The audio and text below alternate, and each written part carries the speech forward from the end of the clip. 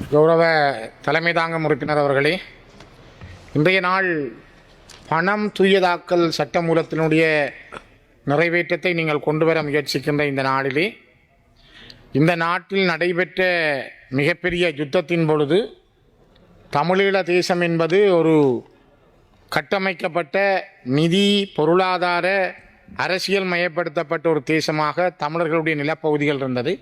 அந்த காலகட்டங்களில் அவர்களுடைய நிலப்பகுதிகளில் இயங்கிய தமிழீழ வைப்பகத்திலே தமிழர்கள் தங்களுடைய நகைகளை அடகு வைத்திருந்தார்கள். இறுதி யுத்தத்தின் பொழுதும் அந்த நகைகள் அடைவிலே இருந்த நகைகளை எடுக்கக்கூடியவர்கள் மீள எடுத்திருந்தார்கள்.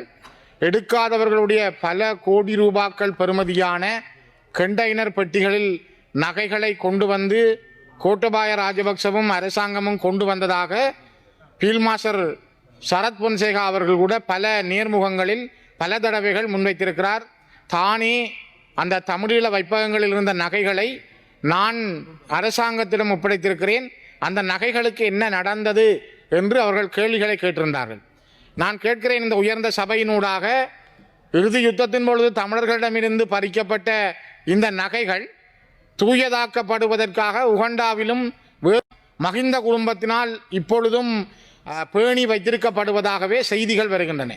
விடுதலை புலிகளிடமிருந்து அல்லது அவருடைய சொத்துக்களை பறிமுதல் செய்தவர்கள் கேபி என்று சொல்லப்படுகிற குமரனூடாக சொத்துக்களை பறிமுதல் செய்த கோட்டபாய ராஜபக்ச மஹிந்த ராஜபக்ச குடும்பத்தினர் அந்த சொத்துக்களை பசில் ராஜபக்ச போன்ற அந்த ராஜபக்ச குடும்பத்தின் பேரிலே பல நாடுகளில் முதலீடு செய்திருப்பதாகத்தான் நாங்கள் இன்றும் இந்த செய்திகளை பார்க்கிறோம்.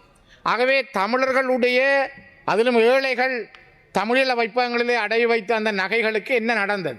நான் கேள்வியாகவும் கூட கேட்டிருந்தேன். இதுவரை இந்த அரசாங்கம் பதவிக்கு வர முதல் இந்த அரசாங்க தரப்பிலே சொல்லியிருந்தார்கள், நாங்கள் அந்த நகைகளை மக்களிடம் கொடுக்கிறோம் என்று, நாங்கள் அதற்கான வழியை தேடுவோம் என்று. ஆனால் இப்பொழுது வேறு ஒரு கதையை சொல்லுகிறார்கள், அது அரசாங்கத்தினுடைய நிதி மூலத்துக்கு மாற்றப்படும் என்று. நான் சென்ற வாரம் கூட என்னிடம் யாழ்ப்பாணத்தில் இருந்து ஒரு அம்மா வந்திருந்தார். 50 பவுன் நகைகளை தான் தமிழீழ வைப்பகத்திலே பாதுகாப்பு பெட்டகத்திலே வைத்திருந்தேன், நான் அடகு வைத்திருக்கவில்லை, பாதுகாப்பு பெட்டகத்திலே வைத்திருந்தேன். இதனை விட இதுவரை கிட்டத்தட்ட 816 பேர் என்னிடம் தங்களுடைய விண்ணப்பங்களை தந்திருக்கிறார்கள். தங்களுடைய தமிழீழ வைப்பகத்திலே வைக்கப்பட்ட அடைவு நகைகளை மீட்டு தாருங்கள், அது இலங்கை அரசாங்கத்தினுடைய படைகள் தானே கொண்டு போயிருக்கின்றன, அதனை அரசாங்கமே ஒப்புக்கொண்டிருக்கிறது, இப்பொழுது வந்திருக்கிற அரசாங்கம்னு சொல்லி இருக்கிறது, நாங்கள் அதனை அந்த மக்களுக்கு வழங்குவோம் என்று. ஆகவே நீங்கள் ஒரு நேர்மையான கண்ணியமிக்க அரசாங்கம், நீங்கள் உங்களுடைய பெயரை நல்லதாக்குவதற்காக பல பெயர்களை சொல்லுகிறீர்கள். அப்படியானால் கடந்த அரசாங்கம் கொள்ளையடித்த தமிழ் மக்களுடைய தமிழீழ வைப்பகத்திலே வைக்கப்பட்ட நகையை மீட்டெடுத்து அதை தமிழ் மக்களிடம் வழங்குவதற்கு என்ன தடை இருக்கிறது? ஏன் நீங்கள் அதனை அந்த மக்களிடம் வழங்கக்கூடாது? நீங்கள் எத்தனையோ பேருக்கு விசாரணை நடத்துகிறீர்கள். சுரேஷ் ஆலையில் இருந்து பழைய ஜனாதிபதி கோட்டபாய ராஜபக்ச வரைக்கும் நீங்கள் பல பேருக்கான விசாரணைகளை மேற்கொள்கிறீர்கள். இந்த நகைக்கு என்ன நடந்தது? இது தமிழர்களுடைய நகை என்பதனால் நீங்கள் விசாரணை செய்யாமல் விடப் போகிறீர்களா? அல்லது இங்கும் ஒரு மிகப்பெரிய ஊழல் நடந்திருக்கிறது, மிகப்பெரிய ஒரு கரப்ஷன் நடந்திருக்கிறது, அப்படியானால் இந்த நகைகளுக்கு என்ன நடந்தது என்பதை விசாரிக்காமல் விடப் போகிறீர்களா? தயவு செய்து பணத்தை மட்டும் தூயதாக்கல் மட்டுமல்ல, இந்த நடந்து போன மிகப்பெரிய அநியாயத்துக்கு எதிராக பாதிக்கப்பட்ட மக்களுக்காக அவர்களுடைய நகைகளை மீளப் பெறுவதற்கு இந்த அரசாங்கம் உடன் நடவடிக்கை மேற்கொள்ள வேண்டும்.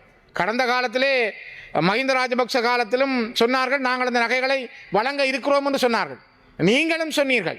ஆனால் நீங்களும் இதுவரை எந்த விதமான முன்முயற்சிகளையும் மேற்கொள்ளவில்லை. உங்களுடைய தேர்தல் வாக்குறுதிகளில் இருந்து பல விடயங்கள் இன்று பறந்து கொண்டிருக்கின்றன.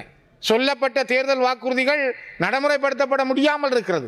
ஆகவேதான் கௌரவ தலைமை தாங்கும் உறுப்பினர் அவர்களே, நான் குறிப்பிடுவது, தமிழீழ வைப்பகத்திலே தங்களுடைய விவசாய செய்கைக்காக, பிள்ளைகளுக்காக, குடும்பத்துக்காக அடகு வைத்த அந்த நகைகளை இன்று எத்தனையோ குமர் பிள்ளைகளை கரை சேர்க்க முடியாமல், தங்களுடைய குடும்பத்துக்குரிய நகைகளை மீட்க முடியாமல் இந்த குடும்பங்கள் பரிதவிக்கின்றன. ஆகவே இது ஒரு கண்ணியத்தோடும் கருணையோடும் அவர்களுடைய நகைகளை அவர்களிடம் வழங்குவதற்கு அரசாங்கம் முயற்சி செய்ய வேண்டும். முதலிலே நீங்கள் ஒவ்வொரு மாவட்ட ரீதியாக அரசாங்க அதிபர்களுக்கூடாக இவ்வாறு தமிழீழ வைப்பகத்திலே நகையை அடை வைத்தவருடைய பட்டியலை கோருங்கள். எத்தனை ஆயிரம் பேர் இவ்வாறு நகைகளை அடை வைத்திருக்கிறார்கள், அவர்களிடமிருந்து எவ்வளவு நகைகள் அடை வைக்கப்பட்டிருக்கிறது. அப்படியானால் இலங்கையிலே எவ்வளவு கோடி ரூபாய் பெறுமதியான நகைகளை ராஜபக்ஷ குடும்பம் கொள்ளையடித்திருக்கிறது என்பதை வெளியிலே கொண்டு வாருங்கள். இது மிக மிக முக்கியத்துவம் வாய்ந்தது. இதுபோலதான் அண்மை நாட்களிலே நீங்கள் பார்த்திருப்பீர்கள், தமிழர் புனர்வாழ்வு கழகத்தினுடைய நிதியையும் அரசாங்கம் முடக்கியது. பல இடங்களிலே தமிழர்களுக்குரிய ஏழைகளுக்குரிய புனர்வாழ்வு நடவடிக்கைகளை செய்த தமிழர் புனர்வாழ்வு கழகம் முன்பள்ளிகளை நடத்தியது, பல பாடசாலைகளுக்கான உதவிகளை செய்தது, இடம்பெயர்ந்த மக்களுக்கான உதவிகளை வழங்கியது. இவ்வாறான தமிழர் புனர்வாழ்வு கழகத்துக்கு இலங்கையினுடைய சட்ட ரீதியான வங்கிகளில் கணக்கிலக்கங்கள் இருந்தன, அதிலே வைப்புகள் இருந்தது, நிலையான வைப்புகள் இருந்தது. நான் பலமுறை இந்த உயர்ந்த சபையினூடாக கேட்டிருக்கிறேன். ஆகவே தமிழர் புனர்வாழ்வு கழகத்தினூடாகவும் கொண்டு வரப்பட்ட நிதி உங்களால் முடக்கப்பட்டிருக்கிறது, கடந்த அரசாங்கங்களால் முடக்கப்பட்டிருக்கிறது. முடக்கப்பட்ட அந்த நிதியை உரியவர்களிடம் வழங்குங்கள், தமிழர்களிடம் வழங்குங்கள், அவர்களுக்குரிய நிதியாக அதனை மாற்றீடு செய்யுங்கள். நீங்கள் அதனை வடக்கு கிழக்கு அபிவிருத்திக்காக திருப்பி விடுங்கள். தமிழர் புனர்வாழ்வு கழகத்தினுடைய நிதியை இந்த அரசாங்கம் எப்படி கொள்ளையடிக்க முடியும்? ஒரு அரசாங்கத்தினுடைய வங்கியிலே சட்ட ரீதியாக தங்களுடைய வரைவுகளை, ஆய்வுரிமை வரம்புகளை, யாப்புகளை கொடுத்து தங்களுடைய நிறுவனம் சார்ந்து வைக்கப்பட்டிருந்த வைப்புகளை அரசாங்கம் பகல் கொள்ளை அடித்திருக்கிறது. கடந்த அரசாங்கங்கள் அடித்த அந்த பகல் கொள்ளையை மீட்டெடுத்து நீங்கள் அந்த மக்களிடம் கொண்டு செல்வதற்கான முயற்சிகளை மேற்கொள்ள வேண்டும் என்பதைத்தான் நான் மீண்டும் மீண்டும் வலியுறுத்துகிறேன். ஆகவே நாங்கள் பாதிக்கப்பட்டவர்கள் தமிழர்கள். இது உங்களுக்கு எந்த பாதிப்பும் இல்லை. நான் நினைக்கிறேன் கடந்த காலங்களிலே சிறைச்சாலைகளிலே தமிழர்கள் கொல்லப்படுகிற பொழுது எனக்கு 8 நிமிடங்கள், தயவு செய்து 2 நிமிஷம் தாருங்கள். நாங்கள் பேசுவதற்கு மிக குறைந்த நேரம், அதிலும் நீங்கள் நேரங்களை குறைக்க வேண்டாம். தயவு செய்து நிமிஷமாக தாருங்கள். நான் கேட்பது, இவ்வாறு பாதிக்கப்பட்ட தமிழ் மக்களுடைய உணர்வுகளை வைப்பகத்திலே வைக்கப்பட்ட நகைகளை அவர்கள் தாங்கள் புனர்வாழ்வு கழகத்திலே செய்த உதவிகளை வெளியிலே கொண்டு வாருங்கள். அவர்கள் தொடர்ந்தும் பாதிக்கப்படுகிறார்கள், வஞ்சிக்கப்படுகிறார்கள், சொந்த நிலங்களுக்கு போக முடியாமல் தடுக்கப்படுகிறார்கள். இன்றைக்கும் அவர்கள் தெருக்களிலே போராடுகிறார்கள். நாங்கள் வடமராட்சி கிழக்கிலே தமிழர்களுடைய காணிகளை இராணுவத்துக்கு அழக்கிறீர்கள். நீங்கள் இன்றைக்கு மயிலட்டி மக்கள் போராடுகிறார்கள், பலாலி மக்கள் போராடுகிறார்கள், கேப்பாப்புலவு மக்கள் போராடுகிறார்கள். அப்படி என்றால் இந்த நாட்டில் என்ன நடக்கிறது? என்ன நியாயம்? உங்களுடைய அரசாங்கம் வந்தும் கூட நீங்களும் ஏன் இதுவரை இன்னும் ஒரு நியாயமான சரியான முடிவை எடுக்க முடியாமல் நீங்கள் தள்ளாடுகிறீர்கள்? தயவு செய்து மக்களுடைய பிரச்சனைகளை வாழுகின்ற மக்களுடைய இன்னல்களை மாற்ற வேறு திசைகளுக்கு கொண்டு செல்ல வேண்டாம். அதற்கான நியாயமான வெளிப்பாட்டை கொண்டு வாருங்கள். இந்த மக்களுடைய எண்ணங்களை பிரதிபலிக்கும் வகையில், நல்லெண்ணங்களை வெளிப்படுத்தும் வகையில் அவர்களுடைய நகைகளை ஒப்படையுங்கள். புனர்வாழ்வு கழகத்தின் நிதியை மீளழியுங்கள்.